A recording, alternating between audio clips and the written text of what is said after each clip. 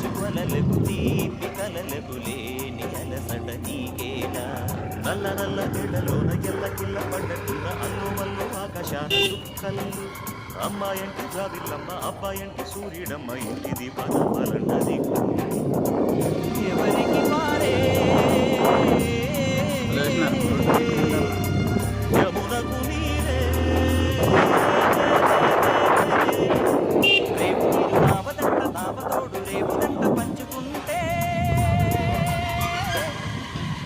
గోరు వంక వానగానే గోపురం